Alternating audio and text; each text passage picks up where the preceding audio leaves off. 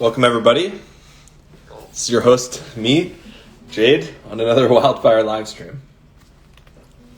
I was thinking about her, thinking about me, thinking about us. Who we gonna be? Open my eyes, it was only just a dream. To travel back down that road, will she come back? No one knows. I realize, yeah, it was only just a dream. I was at the top and now it's like I'm in the basement. Number one spot, now she found her replacement. I swear now I can't take it, knowing somebody's got my baby. And now you ain't around, baby, I can't think. Should've put it down, should've got that ring. Cause I can still feel in the air, see your pretty face, run my fingers through her hair. My lover, my life, my shorty, my wife. She left me behind tight, cause I knew that it just ain't right. Okay, bring it in, Nick. Think about her, think about me, think about us, where we gonna be.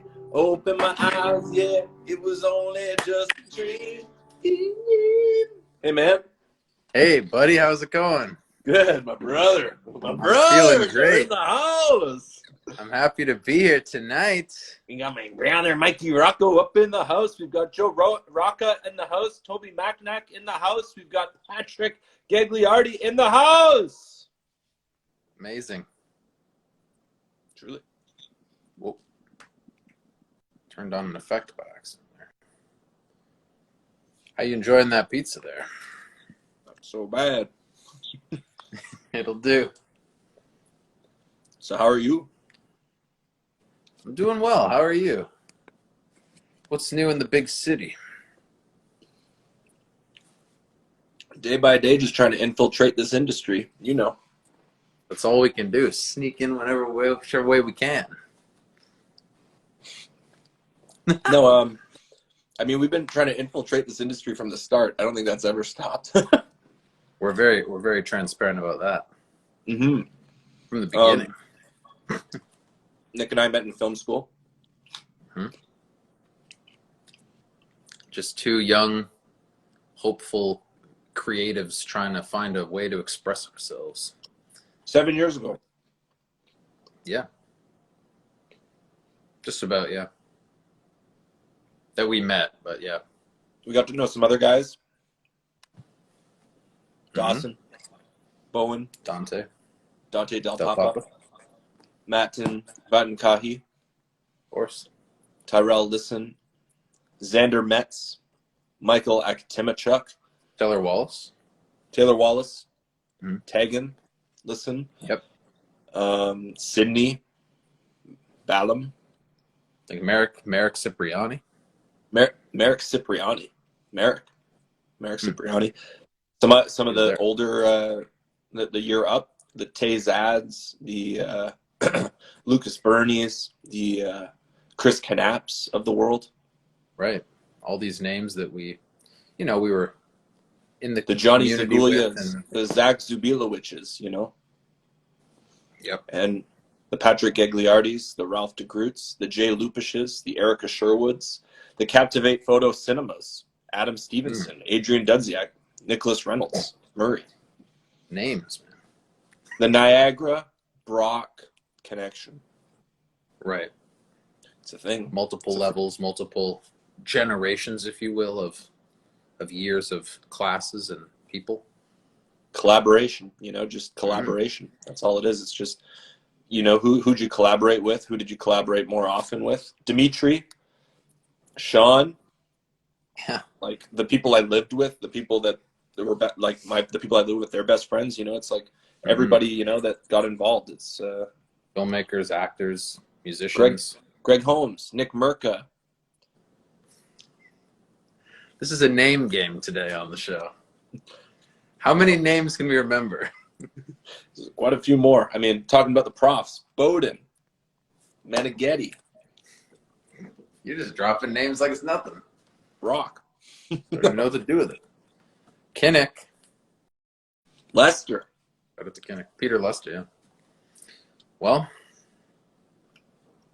what else can be said, really? And that leads us to our guest, which was one of those many name drops that we gave. He's a special person. Mm-hmm. I'm excited to interview him. Like, it's an exciting night. Absolutely. Well, we also have a special person, a special guest on top of the special guest to help us introduce the guest, which is another person who's kind of in that, on the adjacent to that world as well, that we've known for many years now. What? It's true. Tell everybody about your TikTok. How's TikTok going? Well, speaking of live streams, I did a Golden Globe live stream where I watched along and gave my amazing, insightful awards season commentary, which I tend to do to myself, but I actually had people to watch this year. And about 1,600 viewers rolled through over the course of a 3.5 hour duration of madness and surprises and awards and all that. And it was a lot of fun, and looking forward to maybe doing that again for another awards show down the line. And Jade was there and in the chat keeping things alive. Yeah, I'm sorry for being a bit of a troll. It's all right. You were having fun. No harm, no foul. But I feel like I have to talk about everything when I'm in there, and I just Were you paying attention to the actual awards, or were you just kind of like there to just see what I was doing? I was. Soon, Mikey. Very soon. 2 minutes, brother. 2 minutes. We're gonna bring you on, Mikey. Sorry, I wasn't clear about that, Mikey. He's like, I'm gonna be live at 8. People came in and were like, "Where the fuck's Mikey?" And I'm sorry, Mikey. You will be here soon. Sorry. No. The Golden Globes. I would say, like, just to get back on topic. I would say, like, yeah, no. I would say I plug the Golden Globes. I'm a supporter of the Golden Globes. I'd say it's a bit more European based in the judging. How does that work? Like, well, it's the Hollywood Foreign Press, so it's a group of foreign journalists located in based in Hollywood. And I May Destroy You didn't get nominated. It was a big time, like, sort of surprise. Yeah, that was when the nominations were announced, because that was considered one of the best new shows of the year. So tell us about that. You're watching I May Destroy You right now. Do you recommend it so far? So far? Yeah, absolutely. Mm-hmm. HBO, right? HBO did that? HBO, BBC, and it's it's real. It's funny. It's dark. It's kind of like the music kind of drives it a lot of the time. But like the actors are really good and the characters are interesting. You're kind of like, at least for me, I'm like, I don't really get into episodic stuff very often, but when you do, you find yourself really getting into, I don't know, just the end moments of the episode to get to the next episode. It always builds up and ramps up and goes, and then you're like, you get excited. So I do like the feeling of being in a show where like the intensity and everything ramps up. So this pizza is not bad. There you go. Well, shout out to my girlfriend. WandaVision ends on Friday, so I'm very excited about that, by the way. Yeah, I'll be excited for WandaVision too. Shout out to my girlfriend who gave me a nice haircut. It's nice hair. Oh, nice. Well, I myself will be getting a haircut soon, so everybody, it's been a year of this. Say goodbye. It's about time. All right. Well, without further ado, I'll shift it over to a wiser man than I to talk about our special guest today. I will introduce the introducer of the guest. So coming on to the show to introduce our guest, Patrick Gagliardi, is Mikey Rocco of The Rock Show. You know him. We know him. We've worked together many times, and he's a wonderful friend and collaborator and brother. So he hasn't been on in a little while, so I think this is his first time on in 2021 at least. So please give a warm... Huh? I love Greg. Greg. What did Greg say? Send me a selfie of you in your finest suit. Well, let's give a warm, toasty, wildfire welcome to Mikey Rocco. So without further ado, everybody, I'll be back to see you at the end. We'll go right into our interview today. We're very excited. We've prepared some great questions. So what else can be said, my brother? Have a good haircut, brother. Oh, I'll be short by the end of the show. Okay, bye. I like how he just walks off like that. That was cool. Oh, sorry, Jason. Your best friend Nick just left. Sorry, bro. I'm sorry. Welcome. Mr. Mikey Rocco! Yo! What up, brother? What is up, my man? How are you? I'm good. How are you? It's another day, another Tuesday, doing another live stream. You know how it is. Yeah, another day at the office, eh? You said it, brother. I'm in. This is the setup. There Got you lights. go. We got lights. You know, we got guitars. Got We the, got the pizza. guitar. Got everything going. That's Got all you everything. need. That's all you need for now. How are you? I'm great, man. Can't complain. You never complain. You've never been a complainer.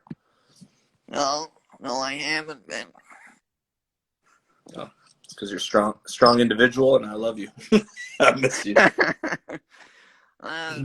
Some days are good and some days are bad, but other than Right. that, I try to strive to get better each and every day. Well, before we get into it, what do you want to say to the people that follow you, your audience, your fans, who just tuned into this live stream to come and say hello to you? I just want to say thank you to everyone who's been continuing to support my show and be the best fans they can be. For right now, we are hoping maybe in May or June to try and start the rock show up again. But for now, just be patient and some new episodes will come your way. Long live the rock show, my brother. It's been an honor to work with you on the rock show and along with Nick and plenty of others, and I just sit back and think, man, I miss working with you, brother. You're one of the top directors ever. I feel so blessed to have worked with you. I love you, man. You're the greatest person in the fucking world. You gotta stop. You gotta stop. You're too nice. You're so much fun to work with, Mikey. You're so funny. You're so fun. You're smart motherfucker. I mean, you're good with people. You can tell people what to do. You can take things from people. You're just a good collaborator, man. So I always enjoy collaborating with you. I want to bring other people into our collaborations, and we'll do something in the future for sure. For sure, man. Maybe we'll get a budget together, do a documentary or something, you know? Like we'll you know, cross that bridge when we get there, but we'll keep it open, you know? For sure. I'm down with working on anything. Okay, well, let's get into the introduction if you're ready. Well, everybody, what can I say about this next guest that's coming on? He's funny. He's humorous. He has a good personality, and he is one of our closest dear friends from the hood in the city. Give it up for Patrick Gagliardi, my man. Oh, Mikey, I'll talk to you later. Talk to you later, brother. Thanks for coming on, doing that No intro. problem. You're a goddamn fucking hero, and I love you. Get over here, Mikey. Get over here. I miss you. I'll talk to you soon. All right, sounds good. All right, take care, brother. You too. Bye.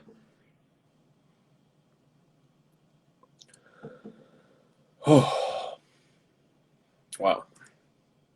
I don't even know what to say, but I'm gonna say something. Welcome everybody, Mr. Patrick Gagliardi, to the Wildfire live stream, class of 2021. Oh my God! Wow, that's unbelievable I gotta intro. get closer. I gotta get closer. I gotta get closer. I gotta get up close and personal, Pat. It's been too long. How's it going, brother?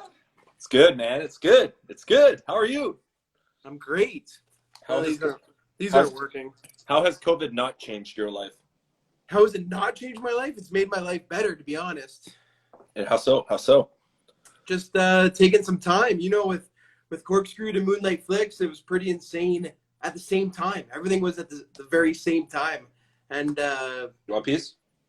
buddy, we just had a chicken wing delight. I went and bought 15 pounds of chicken wings, and we had probably 6 different kinds of ways we made them, or no more. What kinds? We started off with a nice, just your typical mild sauce. Just, start off easy. They were lightly dusted, and then we moved into a little bit more complex.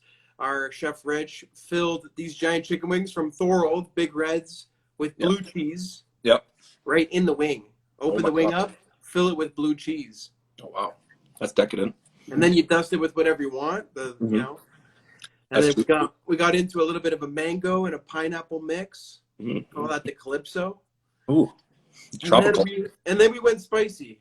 And then, that's where the faint of heart, that's where they stop.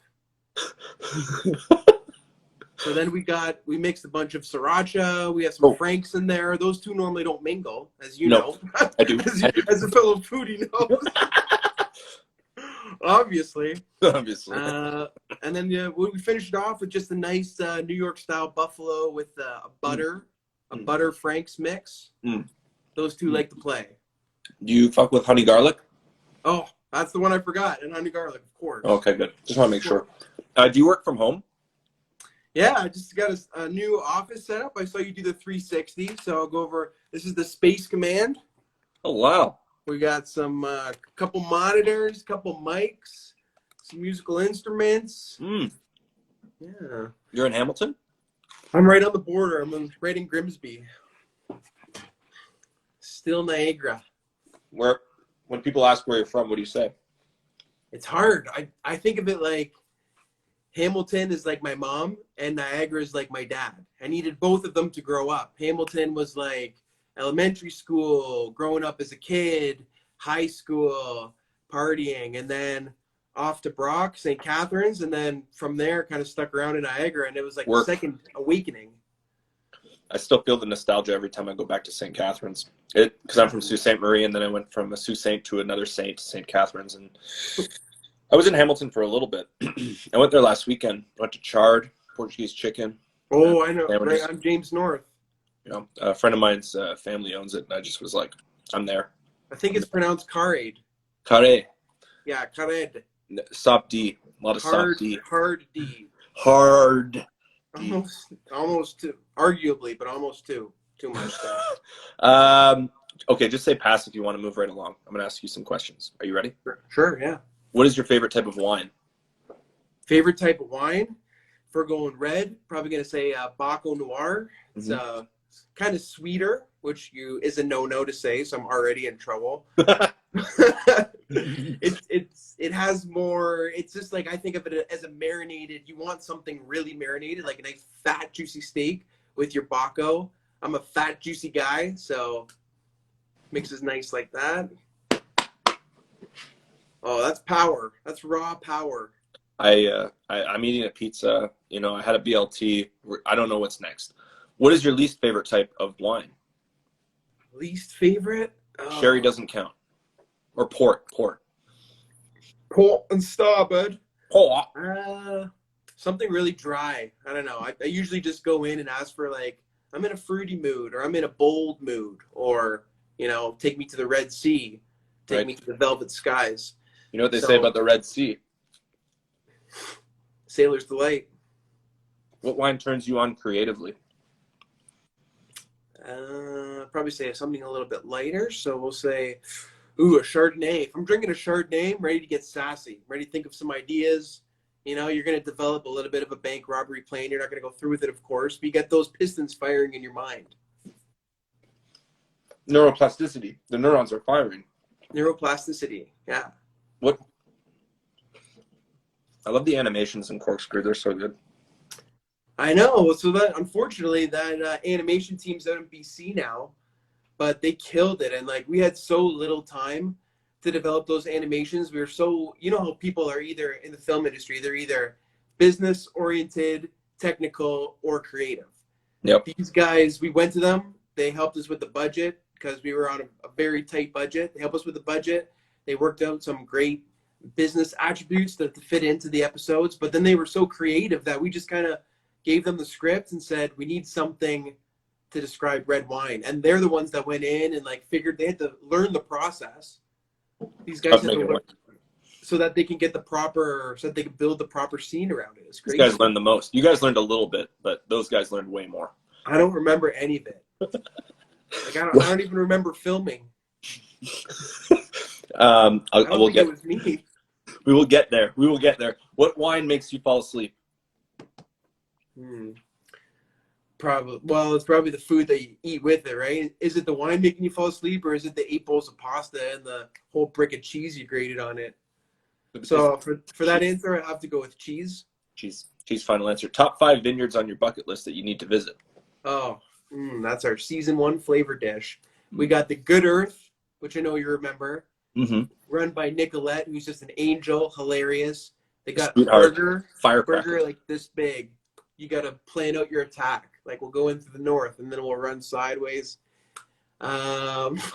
Featherstone, they have friggin' hawks and falcons there. If that's not cool enough, then no. I don't know. Henry of Pelham, of course, right in that vicinity. Take me back. Oh. We got Jackson Triggs, just because it's gorgeous. And they have that sparkling Merlot. I don't know if you tried it. We literally didn't even know. Like I've heard it. I heard them talking about it during pre-production. Sparkling Merlot. Yeah. And then you see it, and it's a red champagne style bubbly wine, but it's unbelievable. And it's like burger's girth. Huge Basso just said, "Good Earth equals burger's girth." It's true. Yeah, no, honestly, the girth on it, like it's legit. Are you allowed to say your top 5 least the vineyards you hate the most, or that you just despise the people that work there? Or? Honestly, I know I'm biased because we shot there, but every single one has a different story and vibe in my mind. I've been back to all of them. No, not even bullshitting it. I've never had a bad experience at the wineries that we dealt with. The ones that we didn't film with, obviously I'm a little bit biased because I would have wished that they would have signed up with us. Say yes. So, yeah, when people, if you own a winery and you didn't sign up with Corkscrewed and then you find a bunch of broken corkscrews through your window, like, was that us? I'm not going to say yes. I'm not going to say no. No, not going to say no. I'm not going to say no, right? They have to learn. I'll stay on the wine. No, I'm going to leave the wine. Do you have any tattoos? No, 0. You and Ralph should get matching wine corkscrewed tattoos. I feel like Ralph and I, like you saw the Segway accident. I don't have a tattoo, but I've got like a part of my skin that's discolored now because there it is. Because of that crash. So it's kind of like a homemade tattoo. That was from the Segway. We went down hard. Ralph's got some marks too. So it was a free tattoo. Luckily we didn't have to pay for the Segways. I think it was worth it. I think it was worth it for the shot. You did play the shot in the opening, so It was a killer shot. But yeah. Were you on camera then for that scene? I wasn't shooting. That was Kevin, I think, with a super long, like 300 or 600 millimeter lens. But you were there on the road, right? I was on the road further down below. I was further down below, so I didn't know that happened. And I got back, and you guys are all fucked up, and I'm just like, whoa. That wasn't good. Like, I was stopping traffic down below. I was like, we need to stop traffic. Yeah, because I was like, they can't get hit by a car. You guys crashed yourselves. So it wasn't my fault, at least. So that was good. No. Oh, my God. So you didn't even get to see it in real life. I saw it. I saw it back. I saw it played back a billion times. And that was, wow. It was sad. I felt bad. You guys fell hard like that. It was hilarious, but it was like, damn. Like, ow. Oh, like the guy who was teaching was not clear enough, and he should have taken you guys aside and just like learned to do like wheelies and cool moves and stuff on the road, and like you guys should have been pros. And then but it was my fault. You did learn how to use them later, though, right? Yeah. He's like, you have to learn about this for half an hour before you go on it. We're like, we only have 10 minutes to get the shot, so we're like, no, it's 5 minutes. Do you have a favorite food? Oh, love chicken wings tonight. I was so excited. Yeah, one of the number ones. Yeah, there's different number ones. It's like your 5 best friends. There's 5 favorite foods. Chicken wings, beef ribs, sushi, pizza.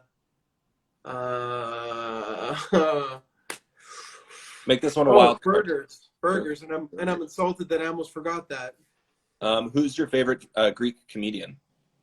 My favorite Greek comedian? There's so many, but I'd have to say Manolis Zontanos. Yeah, we're gonna have him on the live stream, man. He's gonna come on in a few weeks. Oh, amazing! Yeah, Chia. You're not gonna get someone better to introduce him than Mikey, but Well, maybe I'll get you to introduce Manolis. How about that?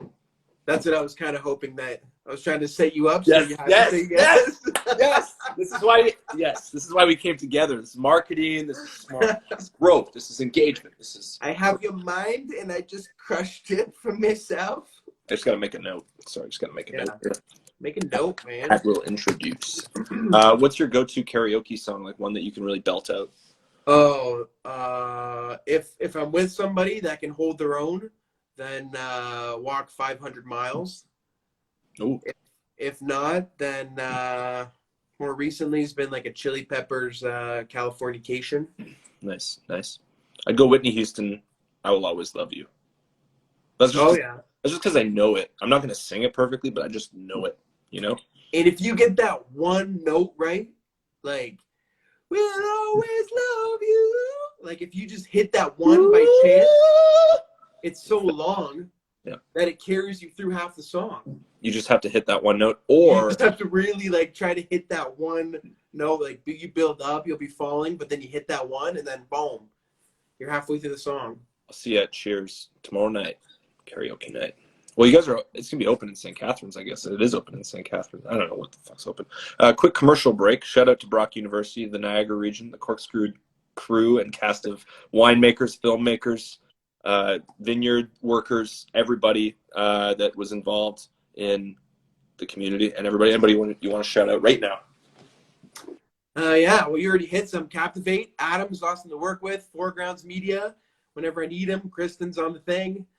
Untangled Digital, who shot We're Ready with. We shot season 1 of Corkscrewed. I'm talking to Kevin right now about some technical stuff. Yeah, we got some great technical people in Niagara, so let's keep it going. Let's keep it going. I'll come back. I'll always come back. What's the weirdest smell you've ever smelt? Well, I lived on a farm pretty much for several years. I have to say that manure's not even that bad. That's the first place my mind went societally, but it's not that bad. Probably like baby, like, you know, when babies just have a bad shit. Yeah, it's really bad. It's like toxic. Yeah. How long does it usually take you to fall asleep? I can control my sleep pretty well. I've been meditating lately, which is just like when you're done meditating, you're in the zone. You're ready to go to sleep. Or conversely, you're ready to wake up, start your day. So use that as a tool. Is white wine made from white grapes? It's made from any grapes. White wine just means less time on the skin.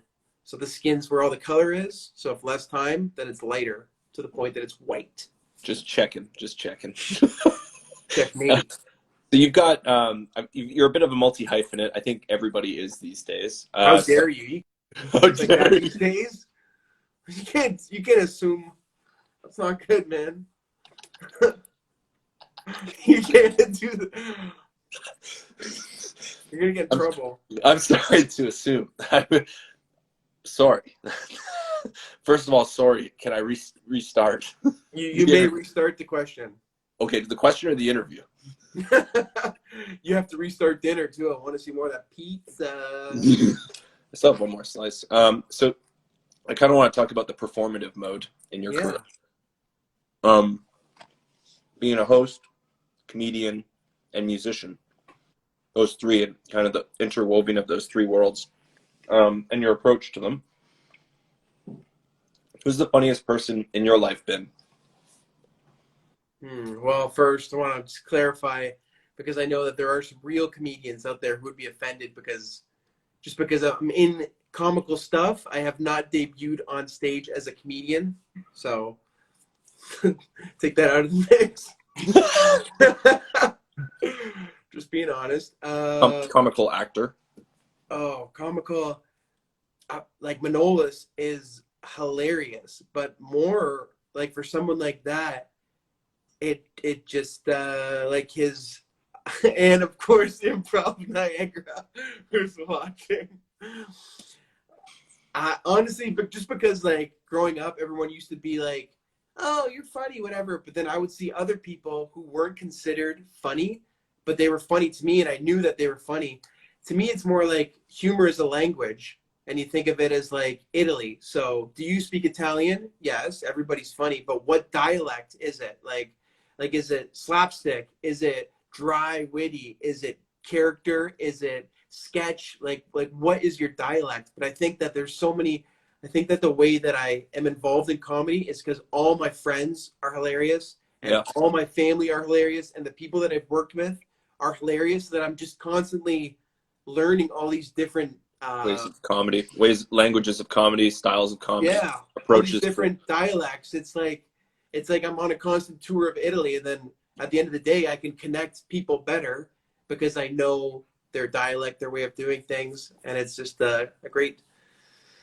Yeah. So to answer your question, I'll take the politically correct route and say that everybody's funny in their own way. Like I could list you the top witty, dry witty, the top slapstick, but everyone that I surround myself with has an amazing sense of humor, and I'm very lucky. Well said. Nicholas just chimed in with a little bit of a saying, "Well said." I will Okay, that's too far, Nicholas. That's too far. Wow. I mean, I didn't expect that. What are who are some of your favorite dead comedians? Dead comedians? Robin Williams. When we lost Robin Williams, that was like a spear through the heart. Like the fact that we were graced with his presence for so long now. I think that we should observe his brain right after we're done with Einstein's. Like just the way that he could switch it on and think at such a high level and present. Yeah, just his acting too. Like I'm just a huge fan of him as just an actor in general. Like I know he's a comedian and I appreciate those things, but sobering reality sometimes makes you look at a person a little bit differently and not just as a comic too. I'm sorry for taking it there, but I just love Good Will Hunting. Just my boy's wicked smart. Who are some of your favorite alive comedians? Most of them are in limbo. They're not dead or alive. Right. But definitely probably my friends that I've met in Hamilton. Yeah. And outside Hamilton, like we got Manolis and Pat Coppolino and all the stand-up people in Improv Niagara, because some people do it, some people do theater. But not your fault. It's not your fault. Improv Niagara, thank you. It's not. Do you have any comedic personas that you haven't tried yet, but you'd like to try right here, right now? Like a low, quiet, confident person. Low, quiet, confident. I'm not copying you. I'm just well, maybe if you listen to what I said, like very piercing. Snappy. Confident though. Well, maybe next time you listen. Like throw in like a little tinge of psychotic. Yeah, I mean, I want to see this live on a stage in Montreal next year at the Just for Laughs Festival. See you there. Put in your calendar, man. Patrick O'Toole. Patrick O'Toole. Nice. Someone else. Do you have a favorite accent to do? I used to be so good at accents, but now I suck, and I'm so embarrassed every time I try. You don't know what happened. You don't have your fallback? You don't have your fallback one? That's the only bad thing that happened during COVID for me, was that I lost all the accents. I tried to come up with it. Oh, I'm Patrick O'Toole, like someone that's like always has their hand way in front of them, like.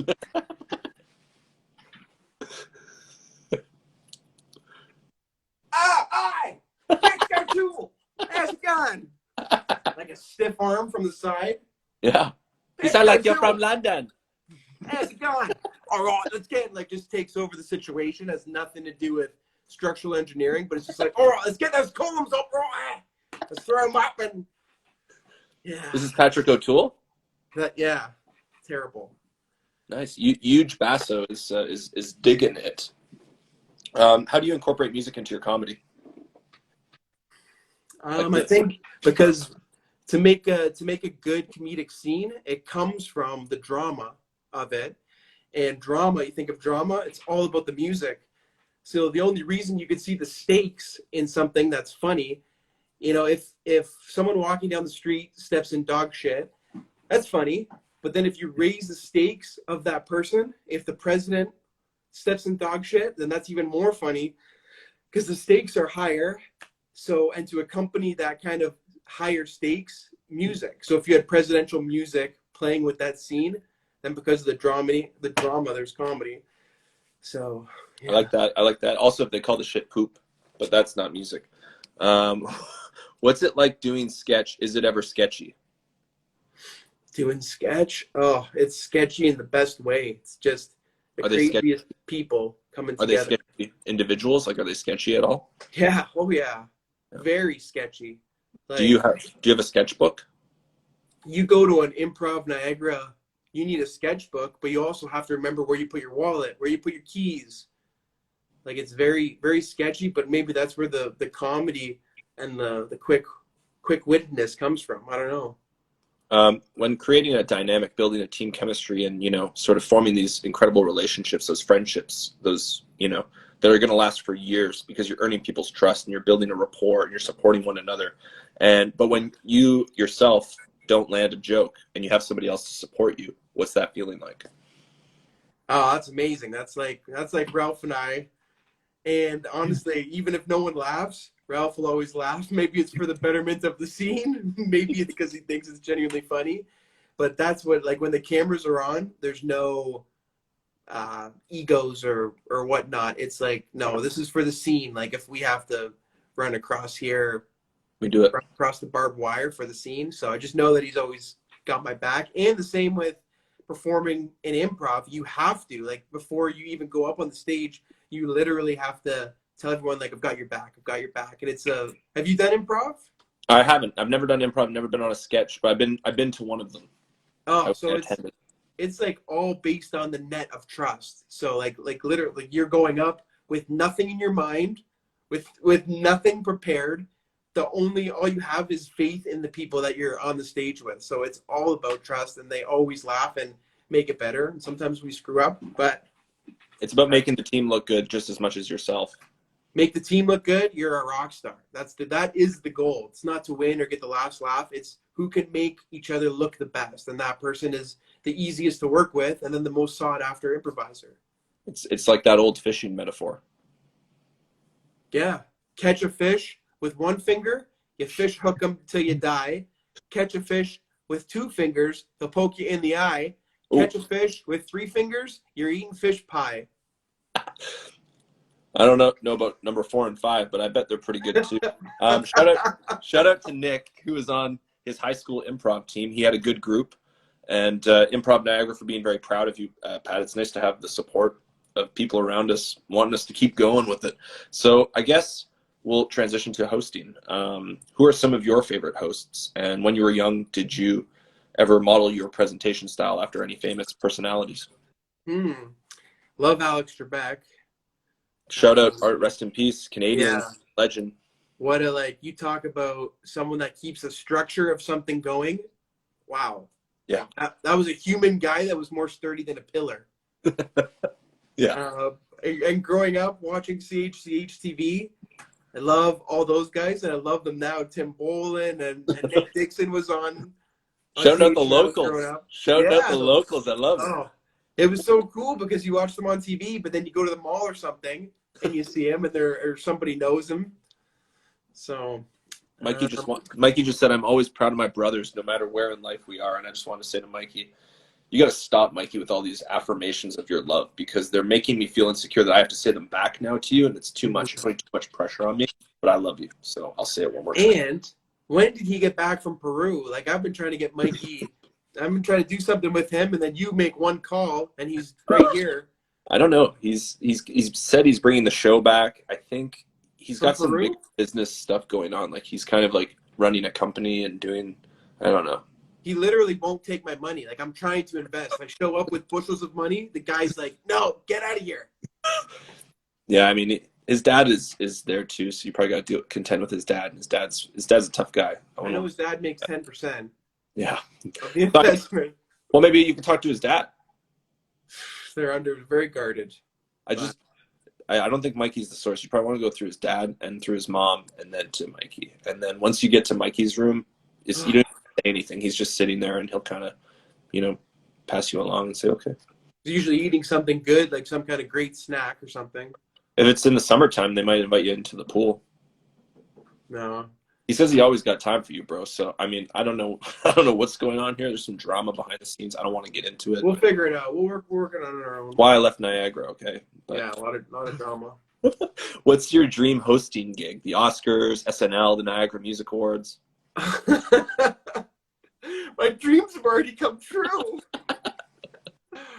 I would love a show that I get to travel, eat, drink, smoke, and just like explore and just really explore, ask questions. I love asking questions. I just want to let's do real stuff. And I know there's lots of those shows, but the travel aspect, and just I would love to host a show, and I've been trying to produce one for a while now, a prank show, because when someone's pranked, it's the most real situation. Like, there's no time to bullshit. It's like improv. I love seeing, even if it's for a second or a minute, like someone in their true primal. I would love to host something like that and go out and be like, hey, it was just a prank, and probably get knocked out. I burned my car for this. You just want to see people's reactions. That's awesome. Yeah. What have you learned about yourself through being a host? I learned that I definitely I learned quickly of what I had to improve on, or else I would not be a host anymore. Improving your improv. Improving the improv. Improve Niagara with yeah. But what about sticking to the script though too, and just being like really good at that part as well? Exactly. Had to improv was the part that I was naturally good at, but being able to for CORKSKREWED, I was not nervous at all about running a 30-minute scene and asking questions and joking around and being funny. I was nervous, and this is going to sound so stupid, about the person's name, how it was said, and the winery name. I swear to God, I would be sweating. When we're doing our camera checks, you remember? Camera 1, 4K, color space. You guys are going through, and it's like a countdown for NASA. There's too many things to be said. You guys were going crazy all around us, yelling out technical stuff, and then Adam was like, all right, you ready to be funny? 3, 2. And I'm like, I can't, if I screw up the person's name, everybody laughs the first time. If I screw up the person's name the second time, now we're wasting time. We're wasting money the third time. So I was very bad memorizer, so I had to work on that. I think I'm a lot better now, and that's why I like to produce, because I work directly with the people so I can remember their names easier. It's tough. I had to get better at that. I think it's been tough for me with this wildfire live stream. I've mispronounced so many names, but I was drinking a lot on the earlier live stream, so I'm just going to blame it on that. Yeah. What are we, linguists?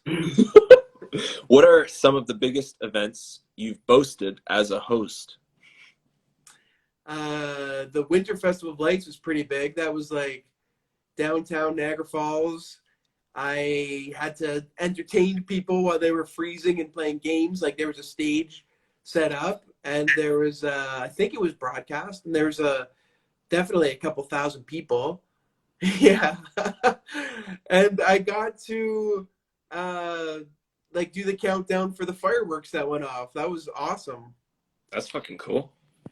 I've hosted a couple meat fests too. It's more of a private event, 12 to 15 people, and it's just crazy meat all day. Like what? What kind of meat we're at last meat? So we got 15 guys, and every single person doesn't tell anyone what they're bringing. You kind of do your own espionage to see what's out there. Mm-hmm. Everyone brings something different. So in one day we would have Wagyu steaks, tomahawk, beef ribs, a gumbo jambalaya, lamb spadinis, chicken wings. I'm missing some big ones. How much does it cost to go to this festival? No, we just put it on. Oh my God. Invite me and my girlfriend. I want to go. I went to my first Le Chon Bad Boy last summer. What is that? I went to a pig roast. Oh. Yeah. It was really good. I mean, it wasn't a rotisserie. It was just a smoker. But just the experience of being there while the pig and everything. Outside. Yeah. I'm sure there was a fire. Yeah, it was like obviously during COVID, so it's kind of a sketchy thing to do. So it was like distanced COVID contact tracing the whole bit, and everybody was paranoid, but it was a good time. Have they found her yet? I don't know. Everyone's trying to contact Tracy. I don't know. Hope they find her. I don't know whose idea it was to invite her in the first place. I know. She never brings anything. She's that person that brings like, oh, we're doing a potluck, and she brings Shitty wine. Tostitos. Bring shitty wine. Shitty wine and Tostitos without the salsa. It's like, oh, great. Now we've got these cups that we're going to dunk nothing in. Very disappointed. But she does work for Bell 5-1, and she helped fund Corkscrewed, so that was pretty cool. Yeah, that was the one cool thing she did. But other than that. What was the catalyst of the concept behind Corkscrewed? Corkscrewed was just it's actually a big story. This guy came to St. Catharines. He claimed to know Seth Rogen, and that Ralph, Jay, Erica, and I were going to be the Niagara branch of this big Seth Rogen company. To this day, I still don't know if this guy is full of shit or not. Houseplant? What's that? That's Seth Rogen and Evan Goldberg's weed company. No, this was like a media company. He was going to like start a new media company. Niagara was going to be the Seth Rogen branch. And so anyway, it's a long story that I still don't fully understand. Are you being for real right now? Because we were improvising before. Are we having a real conversation? Are these real answers? Is this for? I swear to God, this guy came when we were in the generator in the technical generator building. Yep. This guy came, and we were in the office working, and this guy like knocked this little schlumpy guy with a burner cell phone came and pitched us this whole idea of how he helped Seth Rogen break into the business, and he was starting a branch of Seth Rogen's charity and media, like a media school, and he wanted us to like lead the Niagara branch. So we were like looking at each other like, what? Like, is this is either the most amazing thing I've ever heard or a scam. And so we'd go on to meeting this guy, and each time it was something different. It was either like he would show up with like this, he's supposed to be his technical genius. He'd show up with a laptop that didn't work. So I'd be like, okay, this is a scam. But then the next time he'd bring like high executives from Bell over and they'd be legit. So like we were playing this game with them that we were like, we didn't know if he was for real or not. We were trying to do research, but this guy's either an evil genius or the real thing. So anyway, we went to Toronto to pitch to a bunch of networks, this show. And this guy, this scam artist guy, told us never go to a network pitch meeting with one idea. Because if they say, that's stupid, what else do you have? You're in the meeting. You have to be ready with like the more ideas you have, you know, right. Because it's very hard to get their time. So we came up with Corkscrewed in one day, like in 2015. We're like, how about a wine show? And then we found stock picture of me and Ralph. Or no, we got Brad. Oh, sorry. Wait. No. So let me just hit the rewind button there for a second. So you had a thing that you were going to pitch to in a meeting, but this guy who's, you know, bringing this big idea saying you got to have something else. So this is the something else that you just... Yeah, so Corkscrewed started as a something else just in case. And then Bell 5 came years later. Yeah. And they were like, hey, do you have any ideas? And we pitched them a bunch of stuff. And they're like, well, what's that the last thing that you pitched? So we're like, oh, a wine show? They're like, that would actually work really well. And we're like, really? And then we just jumped into it. But like it comes from real beginnings that we lived in Niagara. We wanted to learn about wine. There's so much to learn about wine. So you kind of need a show. But that's where it came from. It started off as a secondary thing to this crazy guy coming in. And you never saw him again? I saw him on the news on like CP24, I swear to God, last year.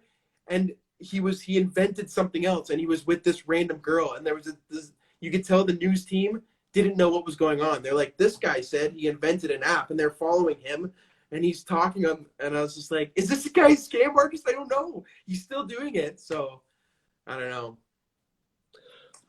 Working with Ralph and becoming sort of the cohort, the chemistry you have together on and off camera. You both wanted to learn more about wine. I know it's a wine show for beer drinkers. How did you both come to be the hosts of this show? Were there any other people in line to be the host? How was that decided? It was when we developed it, when we had one day to develop it for the previous meeting. Yeah. It was just like Jay was going to shoot it and kind of write it, and Ralph and I were going to be the hosts just because we have experience in acting and producing. Yeah, Ralph's a Hollywood movie star. Yeah, and it was just kind of from there, we're like, yeah, and then it just worked. It worked because we also were producing it, and we had to make it work, or else we would be so screwed. Yeah, and you had to come up with all the financing and the creative, everything. Yeah. You're in it, and you're outside of it as well, doing everything.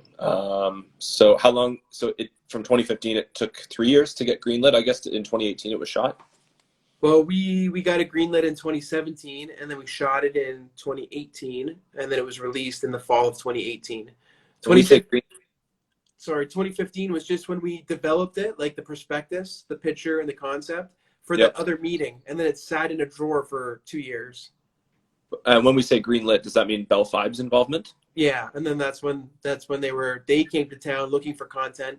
We pitched them that concept that we had in the bottom of the drawer getting dusty. They liked it, and then we're like, oh shit, like we gotta bring this to life now. We gotta like make a budget. We gotta make a concept. We gotta just take a look at locations. Like we gotta build a company. We have to get insurance. We have to start a corporation. We gotta get our taxes. We gotta build a team, a crew. What sort of partnerships, sponsorships, involvements were necessary in order to get it made? It was all just a giant spider web of collaboration and sponsorships. Brock came on board in a huge way. Their Covey department worked with us financially, technically, connections-wise. The grape growers.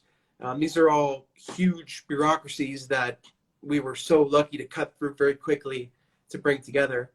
Each winery is also a partner financially in the episode. Right.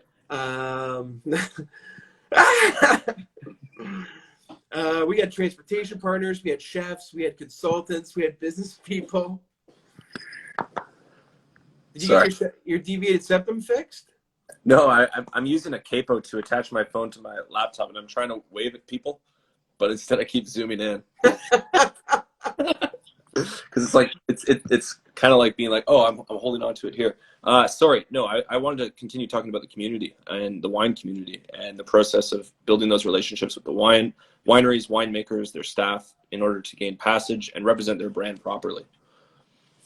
So, and it was a lot of times we came to the conclusion very quickly that these brands, these wine brands, and even these associations have put so much time and thought and money into their brands that the biggest barrier to entry for partnership was that they thought that, like, when they heard comedy, a comedic show about wine scared them away right away, because they're like, wait a second, so you're gonna make our brand that we like Heller Estates or like these established brands, you're gonna make it into a joke. So we had to come up with a way to try to explain, like, no, the joke is us, but we're also learning from you, the experts. So we're putting you in this position of teaching, which, like, if you do some market research, when you teach someone, it's kind of like psychologically, like they owe you a bit of their loyalty because you've given them something. Right. Like if you're scrolling up and down Instagram, there's all these ads. You could tell the self-serving ads that are just literally Tostitos, $4.99.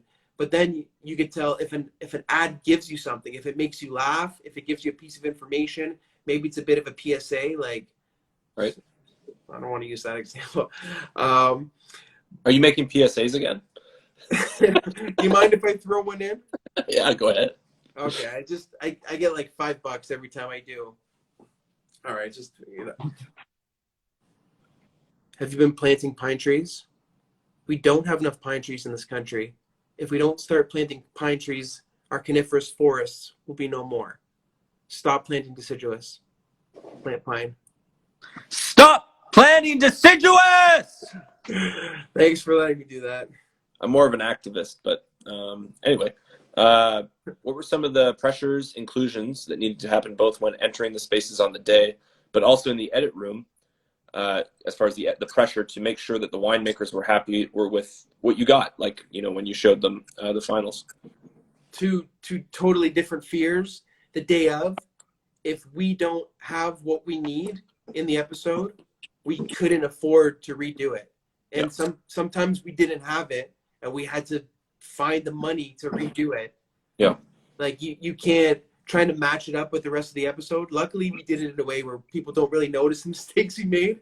Right. But like trying to get even visually, like Ralph and I to look the same, have the same clothes, like the sky to look the same, is very hard. So the pressure for the day, it's just like we had everyone helped in the capacity of like, everybody, let's make sure we think out of the box, because like we have to get everything. We have all the equipment here. We have everybody here. Like we need to. So Adam was a huge part because he's the director, but he's also so organized that he's like, he can delegate. Yeah, for sure. That he made sure. He's also an editor, so he made sure that when people are watching, or when he's got the timeline for our editor, that everything was there. So there's that pressure. And then when we're sitting down in the editing room, the pressure is just the time pressure that we don't have time to screw around. We don't have time to say like, oh, does this work? And luckily, again, our editor is an industry professional who's worked in TV for like 30 years. So Who is like he? we can, Simon Hutchings of Media in Motion. Shout out to Simon. Yeah. So when we would sit down, we would have a great time because he already knew where the beats had to be. He totally understood the show, the format.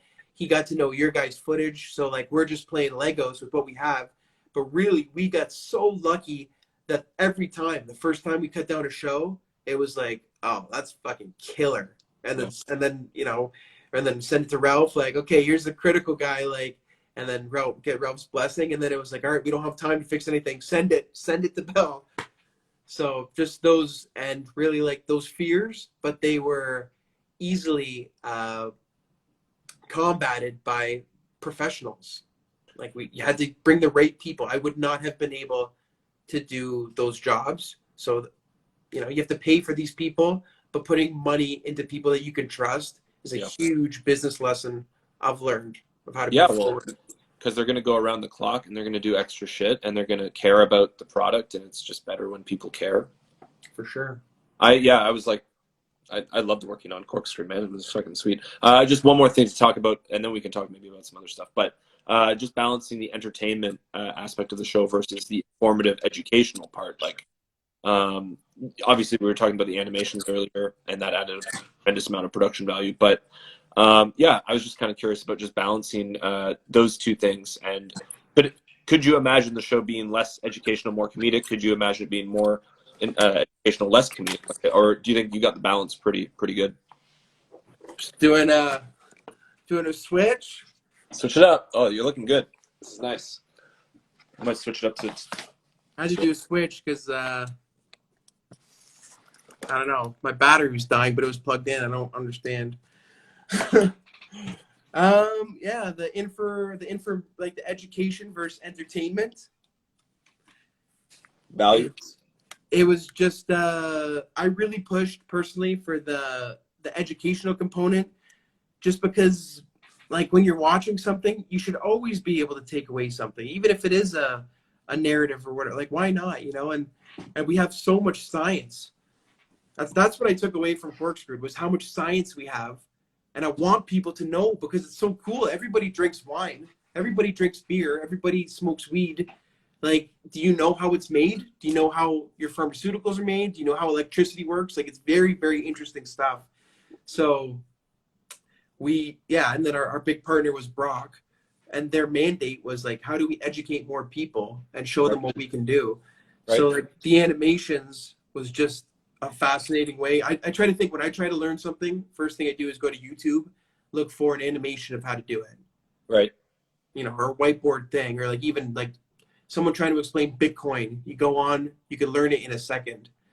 So we knew that we had to try to make it educational, and then that opens more doors in distribution too, because you can go with. My grandma's here. Hi, Grandma. What's up, G-Ma? She wine Joan Grambois in the house. My Grandma Joan. I have a Grandma Jean. Grandma Jean, Grandma Joan. Wait till they come together. They could hang out at Red Hats. I think we touched a lot on your viticultural knowledge, just with what you're talking about. But do you think anything else you want to talk about with Corkscrewed as far as your own viticultural knowledge that has grown through hosting or producing a wine show? Yeah, just it looks fancy. You go to a wine, you bring a bottle of wine. It's about, you know, dressing up and being fancy and kind of snobbish, but really, it comes down to people that have their hands filled with mud and dirt and are dirty, and they're farmers, and sometimes they're swearing in the fields because they got too much rain. Sometimes they're, you know, cursing the skies because there's no rain, no sun. Right. And it's those people and the people that are wearing overalls in the warehouse, testing and, you know, like trying to make it work, whatever the farmer gives them. So it's really like a dirty, visceral, dynamic and fun, like hands-on environment. And I think like really You love it. You love it. I could tell you love it. This is I beautiful. love it. You The talk tip of about the it, you love it. iceberg, like the drinking of it is honestly, I don't know if this is bad, but it's my least favorite out of everything.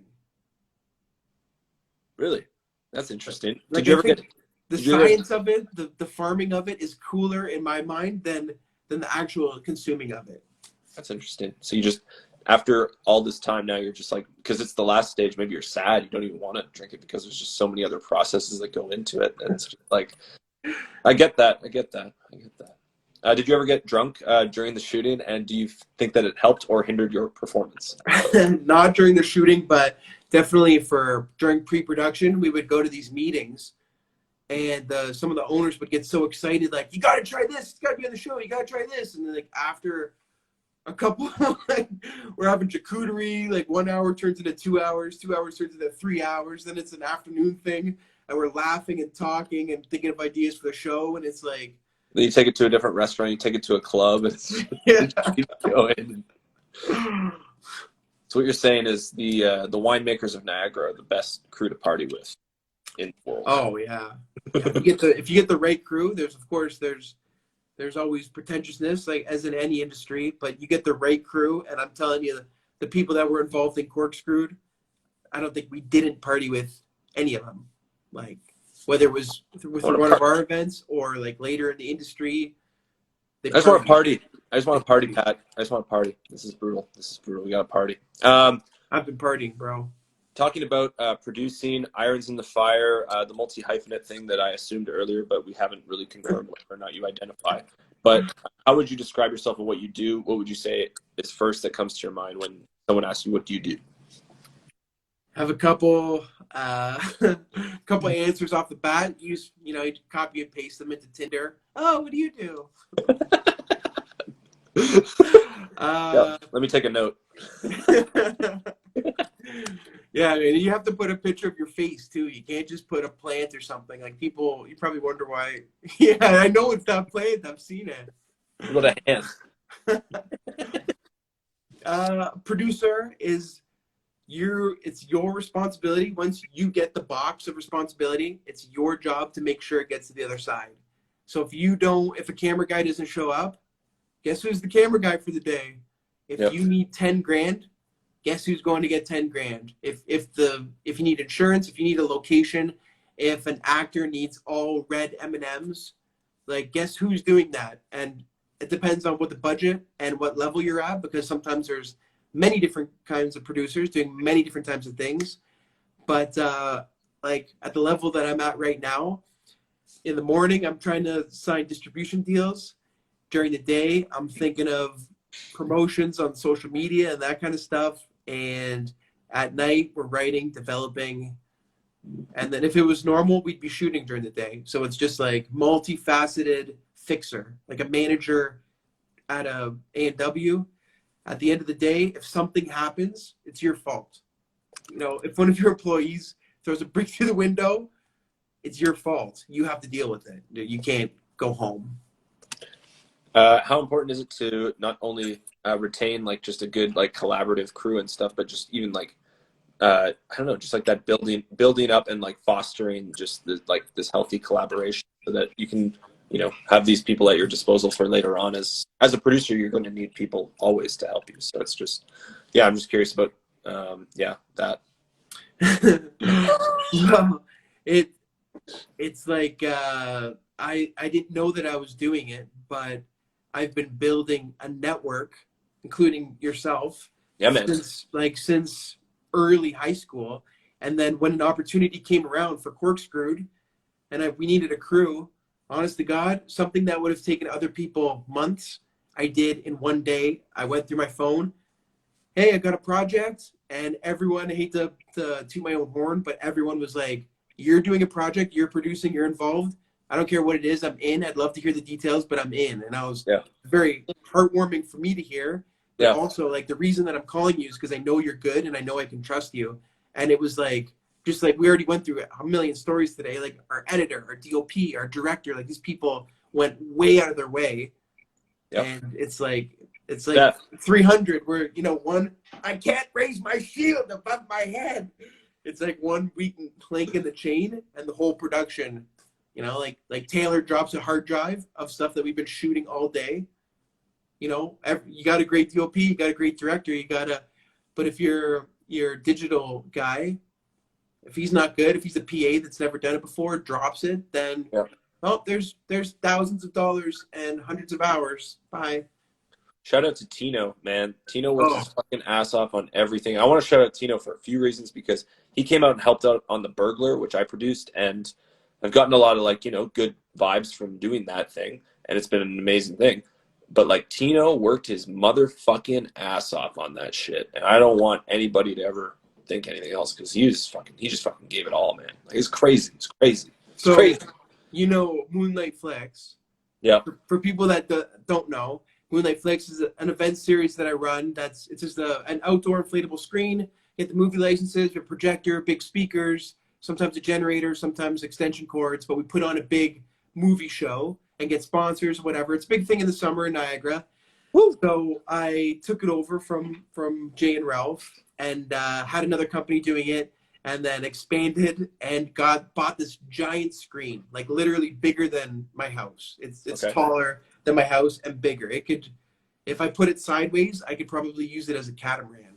Oh, damn. And just talking about Tino, so. What's a catamaran? Cataram. You use a cat as a door ram. It's medieval. It's not good. Oh, it's surfing. It's a catamaran. Catamaran. A multi-hulled watercraft featuring two parallel hulls of equal size. It is a geometrically stabilized craft deriving its stability from its wide beam. Got it, sir. How do you memorize this stuff, man? It's unbelievable. I don't know. You have this special gift. It's only when it comes to multi-hulls. You just turn on, your eyes roll back, and you're just like, oh, catamaran. My grandma loves this interview. Woo! Yeah! I'll do it for you. I'll give it to your grandpa. You can enjoy this. This is for you. But we'd also like some meatloaf. Yeah, I mean, if you're not too busy. She could probably make some pretty darn good meatloaf, man. Yeah. Chia. Wait, let me. Tino, I just gotta. Tino. Yeah, sorry. Moonlight Flicks.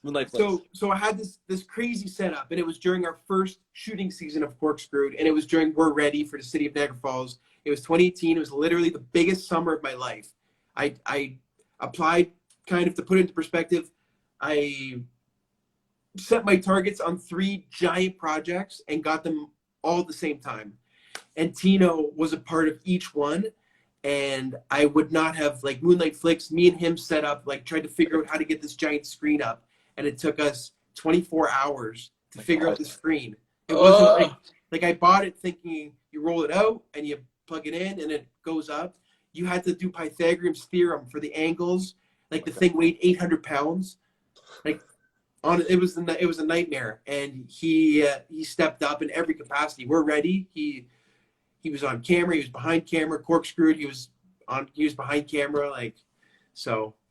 And he's a part of Improv Fallout as well. So shout out to all the members over there. Well, I'm always curious about talking about producer work. I'm talking to another producer over on the Buck live stream tomorrow. Everybody's watching if anybody wants to go over there.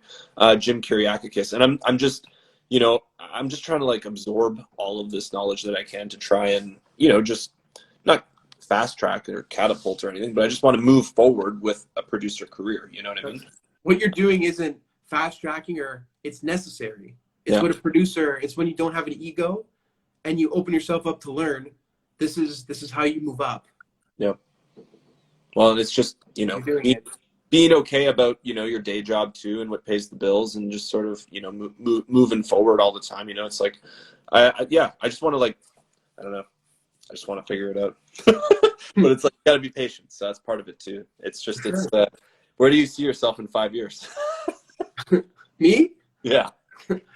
5 years. I hope we have another 5 seasons of Corkscrewed. I would love to have a couple movies under my belt. Some big investments, getting into crypto. So I hope to have some enough money to be able to be like, Jade, you want to work on a project? Boom, let's do it. We don't got to go knock on doors. Just ability to travel, ability to create, ability to bring people together. If you could go back in time 5 years, what would you do? 5 years, 25. Honestly, other than buy Bitcoin, my mistakes I've learned tenfold, and they've helped me to become a 30-year-old who's now able to negotiate deals and stuff. It's not because I learned those in a Toronto school.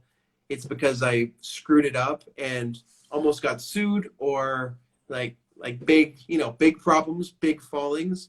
But that's for taking big risks and having a big appetite for the industry and wanting to learn. So I wouldn't change anything. If you could go forward in time 10 years and while there, then go back 10 years in 1 minute, what would you change from a minute ago? But seeing that you've gone 10 years into the future. I'd probably grab a beer, just because I was like, oh, I remember I was like, did I just imagine him saying that I was going to just be on at 8:15, or is it 8? And I like took too much time deciding, and I was like, no, I got to go on now. So I'd probably do that. Can you tell us a little bit about your experience with psychics? Psychics, actually pretty crazy. It's the connection to the universe, and I'm surrounding myself with spiritual people, very spiritual. They don't call themselves psychics, but they definitely like are into Reiki and that kind of stuff. Yeah. And they just have a level of understanding that is like, you can look at them easily as crazy, but like you feel it. They're not boasting about what they feel different energies, and they believe in things that we should all. How do you heal yourself? We know what's a priority. Is buying a boat a priority? No, buying a boat you think will make you happy. Happiness is the priority. Cut out the middleman.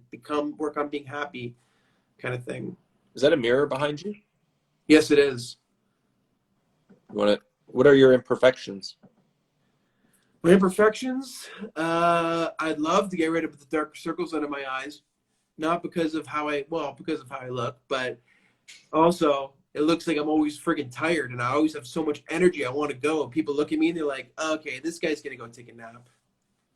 Well, it is getting late, and I think we've gone through pretty well all the questions I have. I mean, I could use. You knew I was gonna say the under eyes thing. That was your segue out. No, I literally wrote segue though, but I didn't mean to say the word. I just meant it to be used as a segue. But I did want to talk about your budding music career and your beautiful voice, so I thought we could go song for song. What does that mean? I don't know. I mean, it could be bong for bong, song for song. Oh. All right. That's crazy. That's a nice mirror you got in there. It's not what you think. It's just for sexual things. I started us off with a few lines of "Just a Dream" by Nelly, which is a nice song. But you also did the B.O.B. Version, which is "Don't Let Me Fall." Oh, that was nice. I was singing. I was trying to sing that one the other day, and I wanted to applaud your ability to sing that song and do it justice. It was stuck in my head. I had to get it out. It was literally like I would wake up with that song playing, and then I would go to bed with that song playing. I don't know why. Right. Don't Let Me Fall. Well, I'll start us off with just a little bit of Creed, and then you can take it from there with a song of your own choosing. Sure. Okay.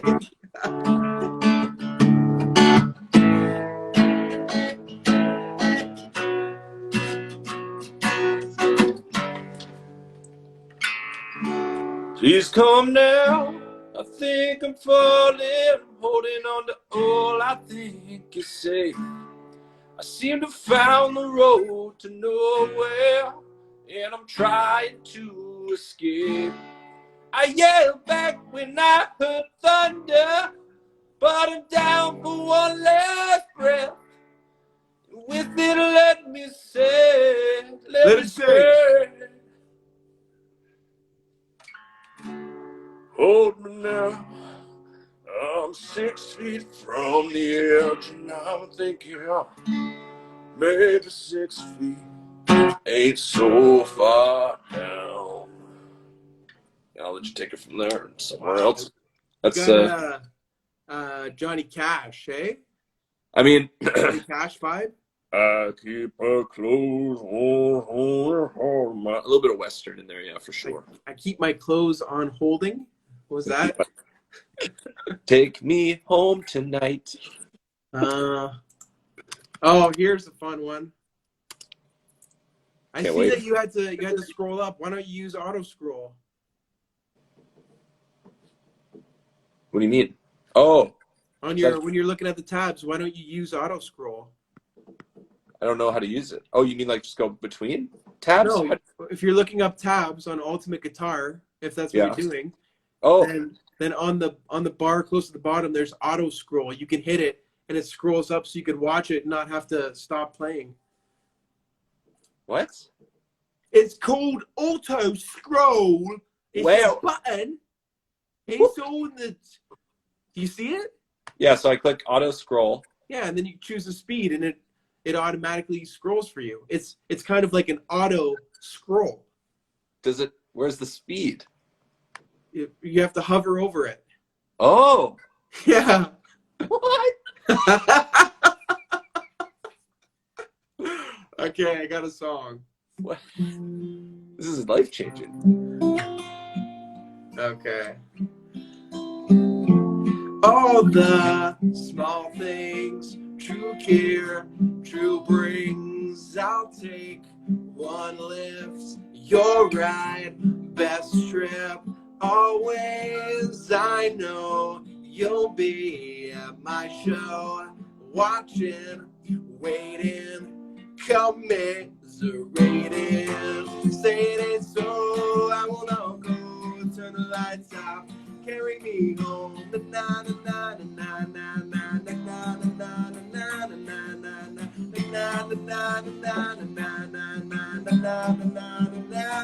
na na. Late night, come home. Work sucks, I know. She left me roses by the stairs. Surprises let me know she cares. Say it ain't so, I will not go. Turn the lights off, carry me home. Na na na na na na na na na na na na.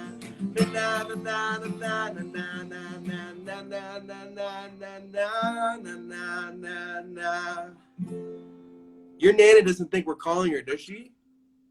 Na na na na na na. She's like, what? Why? What? Why? That was beautiful. I like your rendition of that song. It wasn't supposed to be a rendition. It was supposed to be word for word. So I don't know what that means. I don't know what it means either. I just throw words out sometimes. This is beautiful. My rendition. I was just trying to play the song. What do you mean? I liked it. I'm gonna hit you with one back here. So okay. I don't mind you coming here. Oh yes, 80s baby. Waiting all my time. 'Cause when you're standing oh so near, I kinda lose my mind. Yeah. It's not the dumpling that you wear. It's not the ribbons in your hair. I don't mind you coming here. Wasting all my time.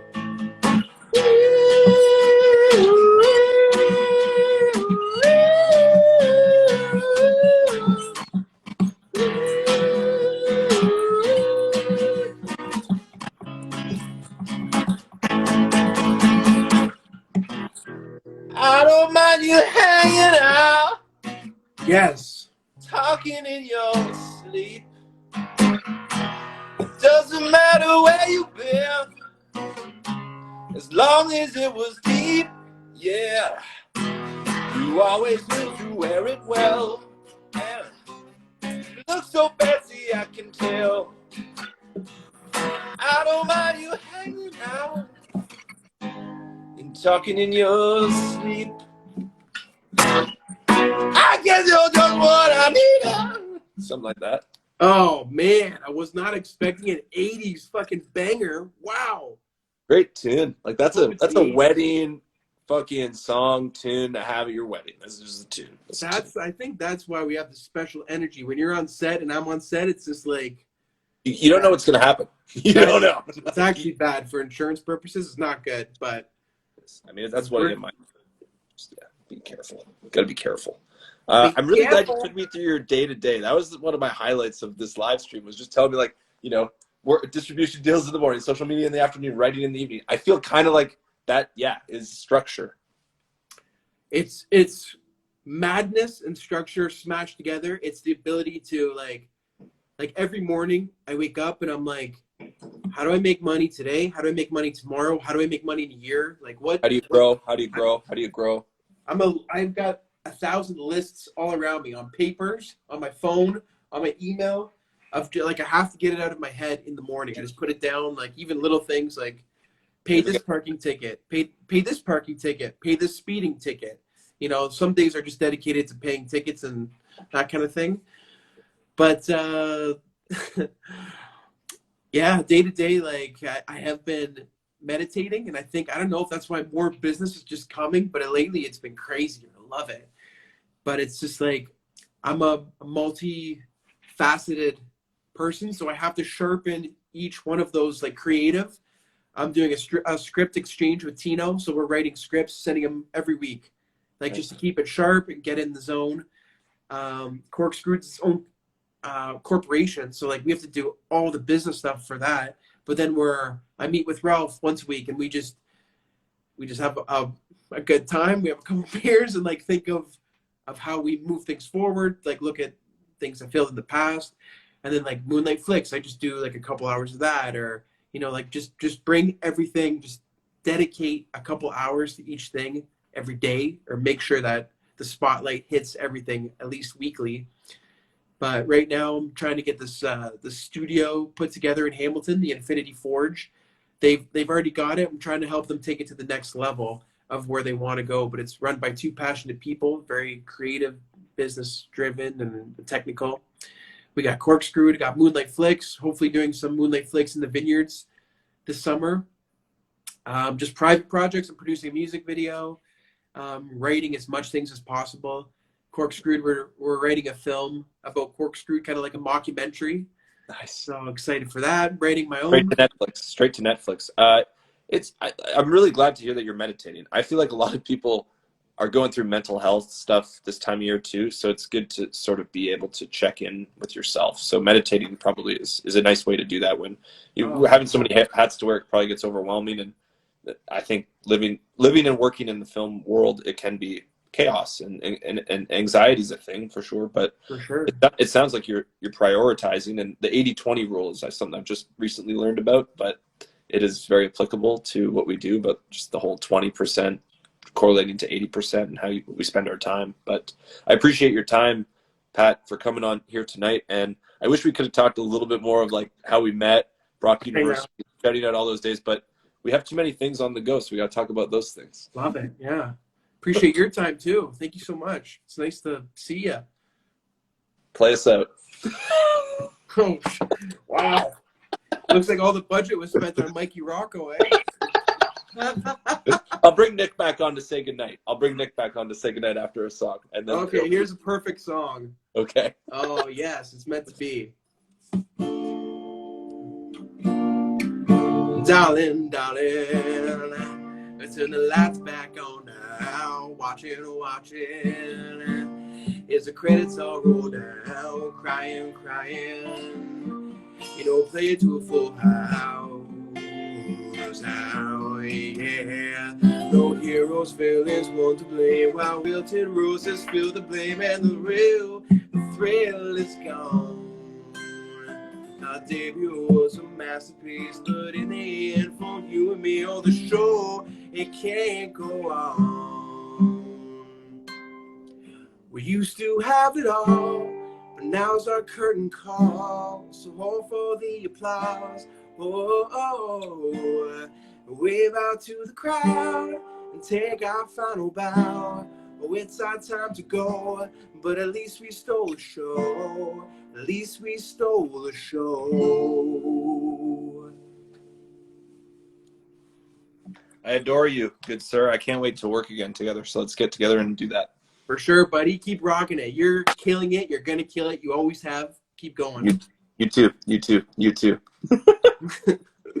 Bye, man. Bye. Pat's the greatest. Literally the greatest. I hope everybody enjoyed getting to meet Pat tonight. He's got a lot of stuff going on over at Corkscrew TV, Moonlight Flicks. Go check him out. Yeah. Well, That was an amazing ending there. Well, for those who stuck around, it's nice to give them something good. That's true. I was feeling it around you, 9 o'clock. I was like, I'm tired right now. I'm tired. I'm Yeah. so tired. But I was like, you kept power, it going. Power. That last half hour was some good stuff, though. Yeah. No, it got better near the end. I think we were jiving.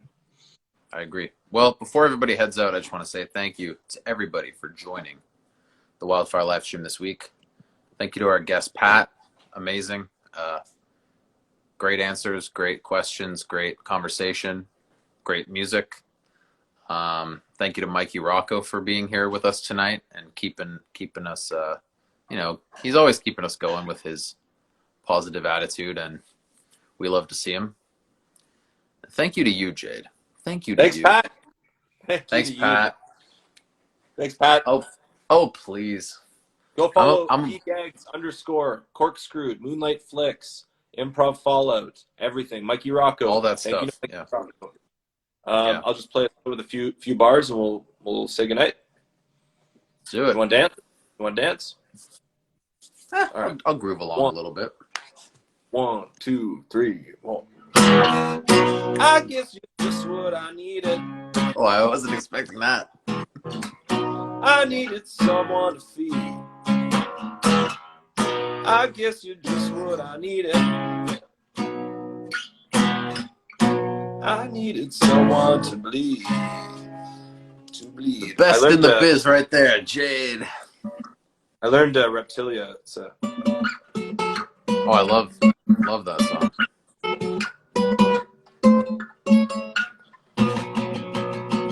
Everybody, give a shout out to Jade. He's the hardest working person I know. He's just always going. Learning new songs even. I quit. Well, as always. Well, everybody has a wonderful week. And if you are into live stream content, I will be live streaming over at Buck Productions tomorrow night with Mr. Jim Kyriakakis at Jimmy Juice. So go check that out if you're feeling wild. And